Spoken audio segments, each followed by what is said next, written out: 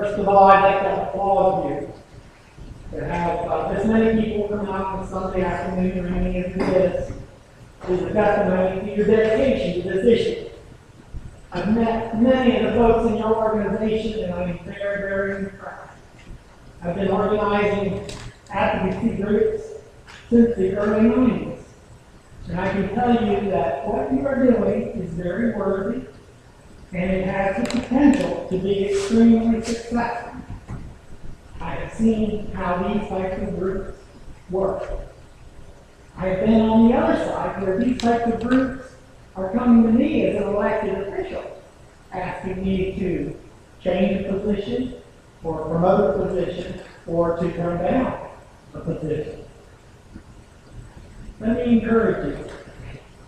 Don't give up. You've got something here that means a lot to many, many people. You are representing hundreds of people that, for whatever reason, are unable to come out and lend their voice. Two, let me encourage you to attempt to unite as many voices as you can and try desperately hard to avoid dividing voices. One way to divide voices is by using words that can incite images that may or may not be true. Little concerned about the use of the word factory farm. Granted, it does incite passion in people.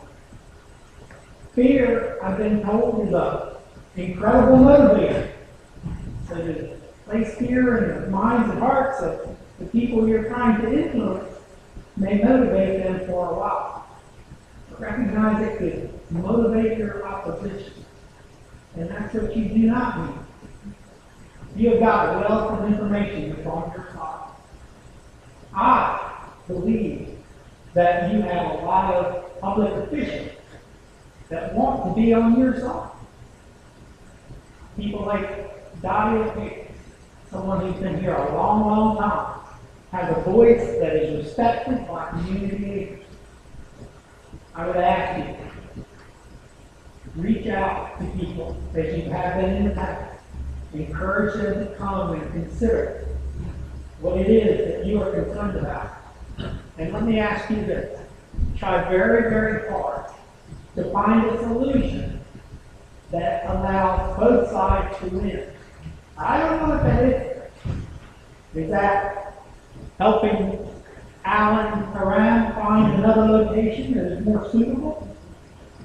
Is that encouraging and helping the state and chemical clean up whatever it is that is polluting that location? Those are the things that will win you a lot of influence in the public arena. Positive solutions that allow everybody to come out with their dignity intact and feeling as if we may have not gotten everything we want, but we feel that we have found a solution that will protect us, protect our children, and most importantly, protect the Indian bird. Thank you. I know I was not on your agenda.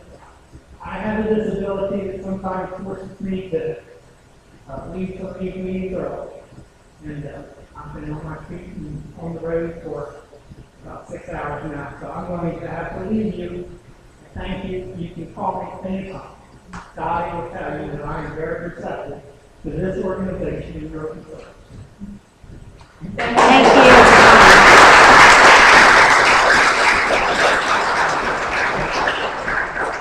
I didn't even know Vance was coming today. It's not a put up. I did not even know Vance was coming. But I know one thing. He's there. He's been listening, and we have been reaching out on a very small basis to one senator, one representative at a time, to invite them to come to us and to try for us. That's when we got to start standing up. And in a small way, please leave here today, and we're not near done. Leave here today empowered that one person can make a difference. One person can make a difference. I wish I had gone to the lobby session before last Wednesday. I went to a public wellness. We all care about cancer. We all care about our health. Over to Cape Cod yesterday, they had several hundred people there. I handed out cards. Maybe some of you responded to that. But one person can make a difference, whether it's testing your water, talking to your neighbor, or speaking out at a time like this. There's sign-up sheets in the back for water testing. I need some volunteers. Thank you, Maria. And thank you, Dan. One thing real quick I just want to put out there. The Word Factory Farm is not meant to incite fear. What needs to be said, we all understand the importance of poultry to Delaware.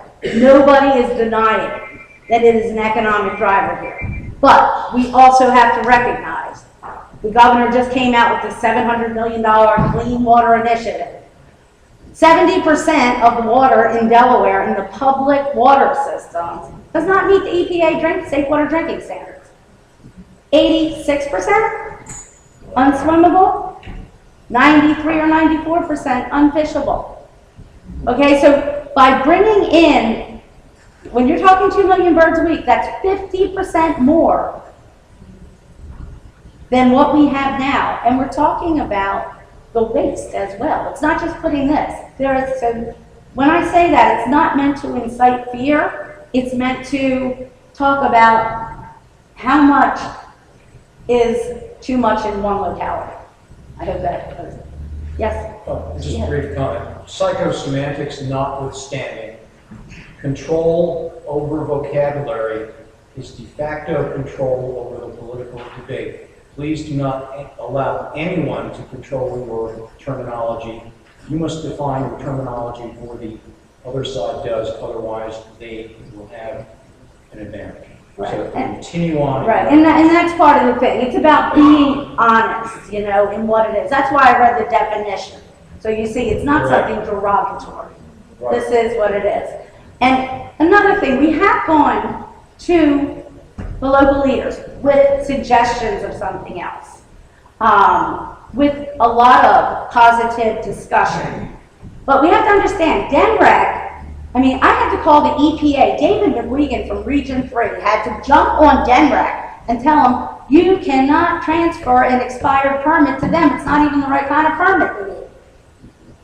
So, you know, things are being done to politically push. I'm sorry, a woman here had her hand up, and I know I have to turn it over. Is it true Yes, ma'am. that they're taking waste from Pinnacle and dumping it on somebody's farm? Baxter Farm. It's sludge, and that when they run water through a wastewater treatment plant, the result of what comes out is they call it biosolids. It's a sludge, it's a cake, and that they take and they land apply because of the nutrients. And is that contaminated? The problem with biosolids is that they test for a couple things, and that determines like nitrogen, phosphorus. The things that they don't test for is some of the problems, which is viruses, pathogens, MRSA. We do that a lot in PA, and there's a lot of problems with it. And I'll get into it. Yeah, and John's going to get into it. Right now, if you'll hold your questions for the next speaker, and then we're going to have some after. I want to introduce Barry. Where's Barry? Barry Goldman has done just an incredible amount of work. So,